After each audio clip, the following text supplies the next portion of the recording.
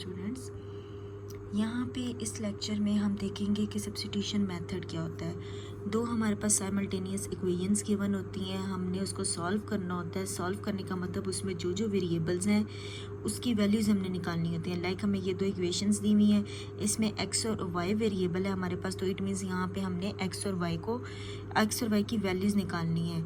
Solve simultaneous equation by substitution method, ये different हमारे पास method होते हैं। बारी बारी हम हर लेक्चर में एक एक मेथड को जो है वो स्टडी करेंगे।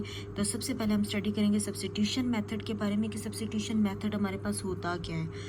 तो सब्स्टिट्यूशन का अगर आप इसके नाम पे थोड़ा सा फोकस करें, सब्स्टिट्यूशन निकला सब्स्टिट्यूट से। सब्स्टिट्यूट का मतलब होता है हमने पुट करना है, तो इट मीन्स हमने एक इक्वेशन से एक वैल्यू निकालनी है और उसको दूसरी इक्वेशन के अंदर सब्स्टिट्यूट करना है, पुट करना है। तो इस वजह से हम इसको कहते हैं सब्स्टिट्यूशन मेथड। तो आपके पास दो इक्वेशंस गिवन है, आप उसको इक्वेशन 1 और इक्वेशन 2 का नाम दे लें। देन आप देखेंगे हमने एक में से वैल्यू निकालनी है एक इक्वेशन में और उसको पुट करना है दूसरी इक्वेशन में। तो आप देखेंगे यहाँ पे जो सबसे बेस्ट वे है वो ये है कि आप देखें कि किस इक्वेशन में से वैल्यू लेना इजी है। लाइक अगर आप x की वैल्यू लेना चाहते हैं तो वो ले लें, अगर आप y की वैल्यू लेना चाहते हैं तो आप वो ले लें। इट्स अप टू यू, कोई इसके ऊपर रिस्ट्रिक्शन नहीं है। तो मैं यहाँ पे लूँगी x की वैल्यू। आप देखें x दोनों इक्वेशंस में है, लेकिन मैं कोशिश करूँगी कि मैं वो वाली x की वैल्यू लूँ जिसके साथ जहाँ पे कोई कोफिशिएंट ना हो, मीन्स कि अकेला x हो, सिंपल x हो, उसके साथ कोई कोफिशिएंट ना हो। अब यहाँ पे देखिए इक्वेशन नंबर 2 में x के साथ कोफिशिएंट है 3, तो यहाँ पे वो स्टेप लंबे हो जाते हैं। तो आपने कोशिश ये करनी है कि आपने वो वाली इक्वेशन से x की वैल्यू या y की वैल्यू लेनी है जिसमें उसके साथ कोई कोफिशिएंट ना हो। तो आप इक्वेशन 1 यहाँ पे मैं लिख लेती हूँ, इक्वेशन 1 इम्प्लाइज, इट मीन्स मैं इक्वेशन 1 को यूज़ कर रही हूँ। 1 इम्प्लाइज इसका मतलब है x को इधर ही रखेंगे, y को उस साइड पे ले जाएंगे, तो y इधर प्लस और इधर जाके माइनस हो जाएगा। तो आप इसको एक इक्वेशन नंबर 3 का नाम दे दें, क्योंकि अब हमने ये इक्वेशन नंबर 1 में से ये x की वैल्यू निकाली। अब हम इसको पुट कर देंगे इक्वेशन नंबर 2 में।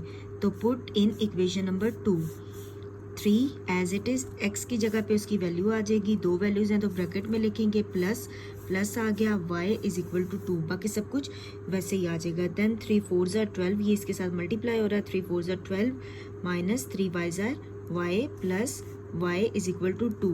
अब मैंने यहाँ पे y के साथ 1 लगा दिया, वो इसलिए कि स्टूडेंट्स को इसमें थोड़ा सा इशू होता है कि उनको समझ नहीं आ रही होती कि यहाँ पे y के साथ तो कोई वैल्यू है ही नहीं, तो हम क्या माइनस करेंगे या प्लस करेंगे। तो इसलिए जहाँ पे वेरिएबल के साथ कोई कोफिशिएंट नहीं होता, इट मीन्स वहाँ पे 1 होता है। तो 12 माइनस, ये दोनों देखें y हैं, दो y वेरिएबल हैं, इनको हम सॉल्व कर सकते हैं। माइनस प्लस माइनस, 3 में से 1 गए 2, बड़ी वैल्यू के साथ माइनस है तो माइनस आ गया, equal to as it is. अब हमने जिसकी वैल्यू फाइंड करनी होती है, जिस वेरिएबल की, उसको साइड पे रखते हैं, बाकी सबको दूसरी साइड पे शिफ्ट कर देते हैं कॉन्स्टेंट्स को। तो -2 इस साइड पे रखेंगे, इक्वल 2 पहले से राइट साइड पे है, उसको एज इट इज़। 12 इधर प्लस हो रहा है, इसके साथ कोई साइन नहीं है, इट मीन्स यहाँ पे ये प्लस हो रहा है, तो दूसरी साइड पे जाके माइनस हो जाएगा। -2y एज इट इज़ आ गया, यहाँ पे प्लस है, प्लस माइनस माइनस, 12 में से 2 गए 10, बड़ी वैल्यू के साथ माइनस, तो माइनस। अब जब दोनों साइड पे माइनस आ जाता है तो उसको हम इस तरीके से कैंसिल कर सकते हैं। 2y इज इक्वल टू 10 आ गया। हमने सिंपल y की वैल्यू फाइंड करनी है, तो ये वाला 2 जो है यहाँ पे y के साथ मल्टीप्लाई हो रहा है, जब हम इसको दूसरी साइड पे शिफ्ट करेंगे तो ये डिवाइड हो जाएगा। देन 2 1 ज़ा 2 और 2 5 ज़ा 10, तो इट मीन्स हमारे पास y की वैल्यू क्या आ गई, 5। अब हमने जिसको इक्वेशन नंबर 3 का नाम दिया था उसको यूज़ करते हैं, वो लिख लेते हैं यहाँ पे। वहाँ पे y की जगह पे ये वैल्यू पुट कर देंगे, क्योंकि हमें x की वैल्यू फाइंड करनी है। अगर आप चाहें तो आप पहली, दूसरी, तीसरी किसी भी इक्वेशन में पुट कर सकते हैं। मैं अपनी आसानी के लिए इक्वेशन नंबर 3 ले रही हूँ। तो x as it is 4 minus y की वैल्यू अभी हमने फाइंड की थी 5, यहाँ पे 5 पुट कर देंगे। यहाँ पे कोई साइन नहीं है, मीन्स यहाँ पे प्लस है, प्लस माइनस माइनस, 5 में से 4 गए 1 आ गया, बड़ी वैल्यू के साथ माइनस है तो माइनस आ गया। इट मीन्स x की वैल्यू -1 आई और y की वैल्यू 5 आ गई। तो इस साइमल्टेनियस इक्वेशन का सोल्यूशन है x इज इक्वल टू -1 और y इज इक्वल टू 5। अब अगर आप लोग चेक करना चाहते हैं कि क्या आपके ये आंसर ठीक हैं, तो आप चेक कैसे करेंगे कि ये इक्वेशन 1 और इक्वेशन 2 में से कोई भी एक इक्वेशन ले लें। तो मैंने ली इक्वेशन नंबर 1। अब हमारे पास जो आंसर आए थे, लाइक x की वैल्यू हमारे पास -1 आई थी और y की वैल्यू 5, तो अब मैंने इक्वेशन 1 ली, x की जगह पे मैंने उसकी वैल्यू जो पीछे फाइंड की थी -1 वो पुट कर दी, दरमियान में है प्लस, y की जगह पे इसकी वैल्यू आई थी 5, वो पुट कर दी, इक्वल 4 जिस साइड पे है उसको उधर ही रखेंगे। वैल्यूज़ को जब हम चेक कर रहे होते हैं तो हमने लेफ़्ट और राइट साइड की वैल्यूज़ को शिफ्ट नहीं करना होता है, जो वैल्यू जहाँ पे है वो वहीं पे रहेगी।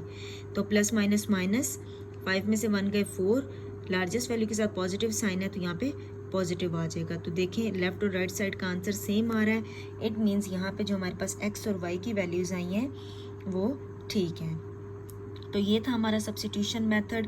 हमने वैल्यूज़ को सब्स्टिट्यूट किया, एक इक्वेशन में से वैल्यू निकाल के उसको दूसरी इक्वेशन में सब्स्टिट्यूट करके हमने 2 साइमल्टेनियस इक्वेशन को सॉल्व किया।